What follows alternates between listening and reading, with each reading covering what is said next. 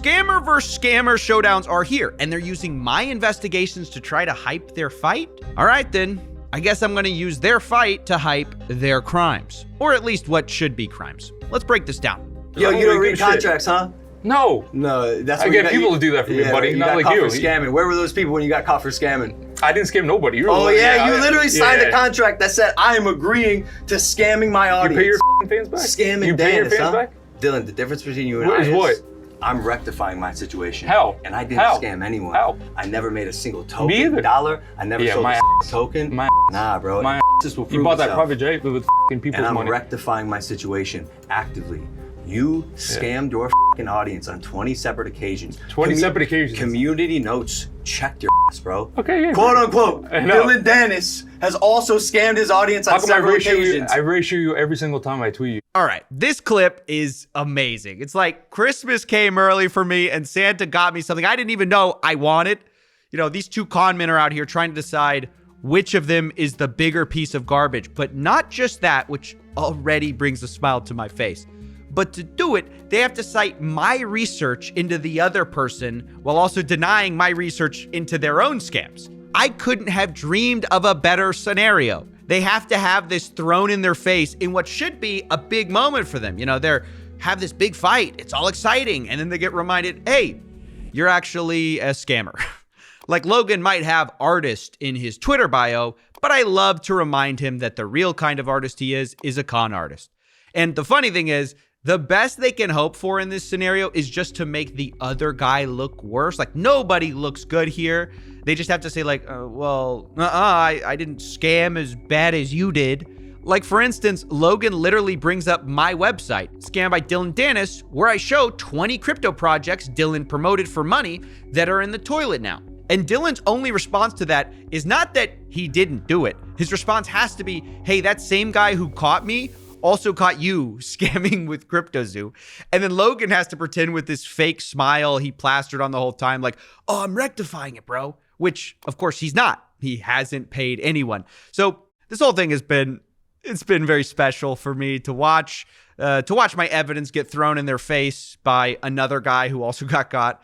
But as funny as that moment was for me, I didn't want to just leave it there at this level of drama. Because right now, that's what this is to them. It's drama to use to hype a fight.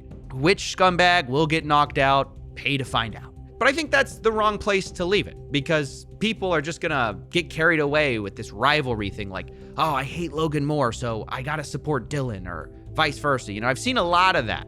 They think just because Dillon Danis is dunking on the guy they don't like, Logan Paul, that he's super cool now.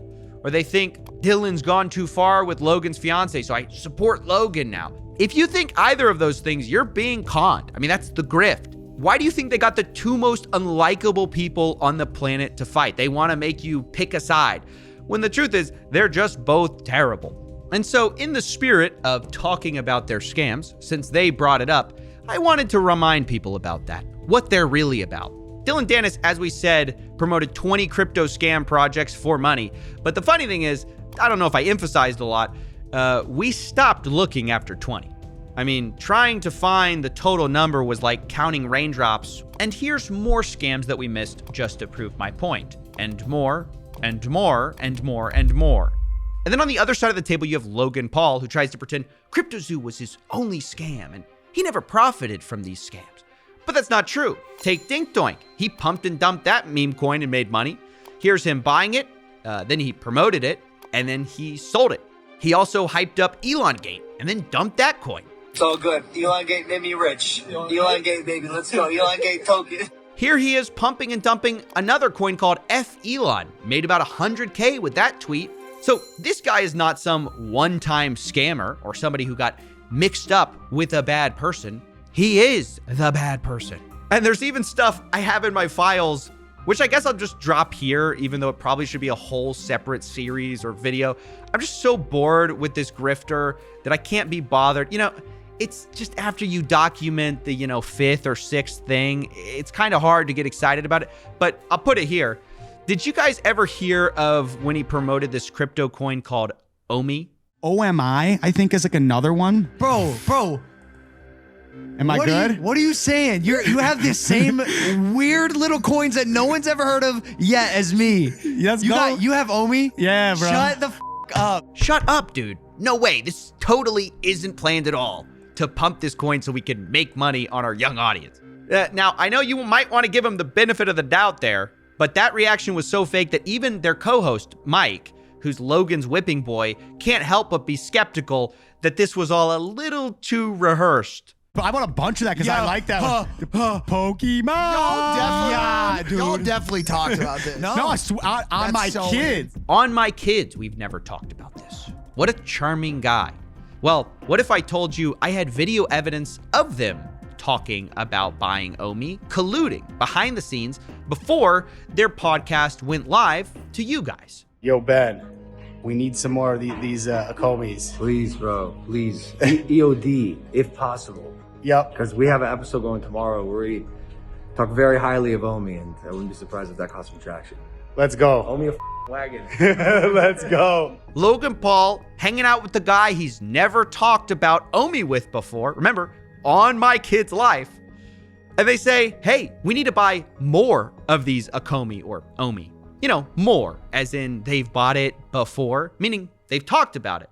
You know, and the guy they're talking to, by the way, is Ben Gadenzi, who is selling these coins to influencers privately at a discount behind the scenes. And then those people, a lot of them would just dump it on the market and hurt retail. And worst of all, like, they mention the fact they know it's going on the podcast. And that's the reason they want to buy it early, because they know, quote, I wouldn't be surprised if that caught some traction. It's just blatant market manipulation. But you know, some people might say, hey, don't be so critical. He did say not financial advice. Omi, this is not financial advice. You know what Omi is at right now, right? It's like fractions. It's hundredths of a penny. It's 0.003. This they didn't pay me to do this. They should. I'll reach out to them, but We'll take free coins. See, he said not financial advice and that he wasn't paid for this. Although he said he was going to try to get paid for this. Does that make it a get out of jail free card? Well, let's look at the impact. Obviously, insiders like Logan and Chase got in early and bought it up, realizing that it probably was going to catch some traction when they came out on this coin totally normally and not in a planned way. In fact, one guy sent in $852,000 right before the podcast, saying, we'll be on YouTube and I'll be pushing it hard on my socials as well. Logan then posts the episode with a cash emoji saying, broke to millionaire in 14 days, watch or bankruptcy.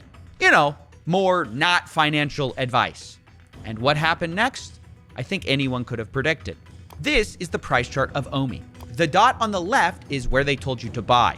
The miserable line down is where we are now. Omi is down 99%. Meaning if you put in $1, it would currently be worth less than a penny.